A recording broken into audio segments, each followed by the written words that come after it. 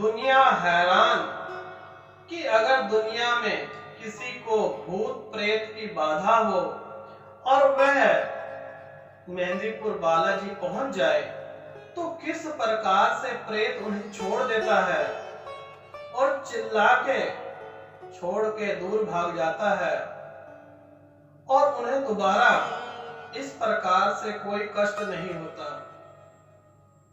जो लोग कहते हैं कि भूत प्रेत नहीं है,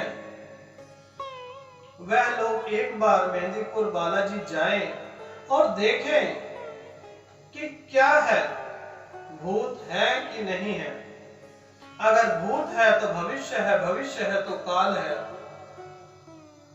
तो जो लोग प्रेत योनि में जाते हैं, कौन से लोग जाते हैं और किस प्रकार से परेशान होते हैं?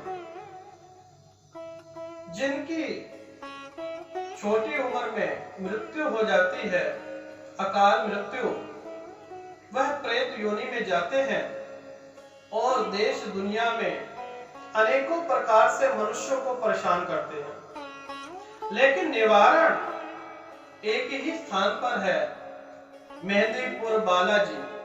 और मेहंदीपुर बालाजी का नाम क्यों और कैसे पड़ा, यह मैं आपको पिछली कथा में बता चुका हूं कि बजरंगबली जी ही मेहंदीपुर बालाजी में विराजमान हैं। इन्होंने प्रेत राज से युद्ध करके महाबली बालाजी के नाम से जाने जाते हैं। अगर दुनिया भर में से कोई भी मनुष्य परेशान है भूत प्रेत से, यहाँ पर पहुंचने से ही उसका निवारण हो जाता है। भूत बैताल कोसों दूर भाग जाते हैं। तो क्या रहस्य है बालाजी के मंदिर का? पिछली कथा में जब आप लोगों ने मुझसे पूछा कि बालाजी और बजरंगबली में क्या अंतर है, तो मैंने आपको बताया था कि बजरंगबली जी ही बालाजी है।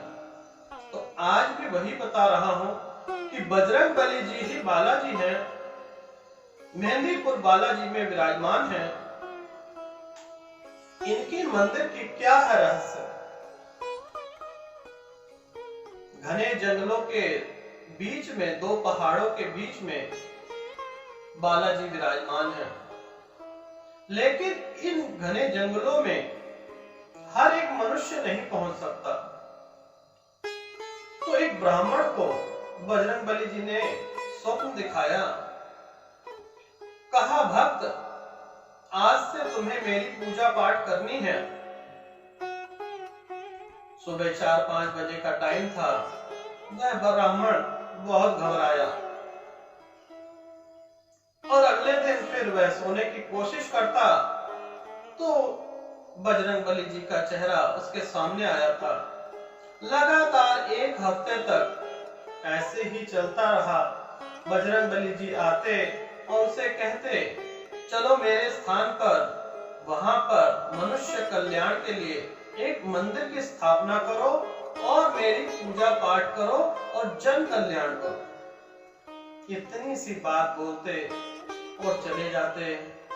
वह ब्राह्मण सो नहीं पाता। 1 हफ्ता हो चुका था। अब ब्राह्मण बहुत परेशान हुआ।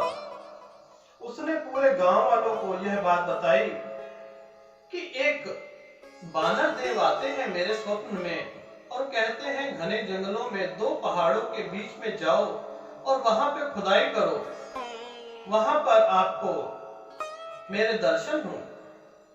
गांव वाले इकट्ठे हुए। सबने मिलकर जंगल में जाकर जब खुदाई की तो वहां से बजरंगबली जी की बालाजी स्वरूप मूर्ति निकली और तभी से एक छोटा सा वहां पे पंडाल लगाया गया, घास फूस की झोपड़ी बनाई गई और तब उसके बाद जैसे जैसे बदलाव होता रहा वैसे वैसे मंदिर भव्य बनता रहा।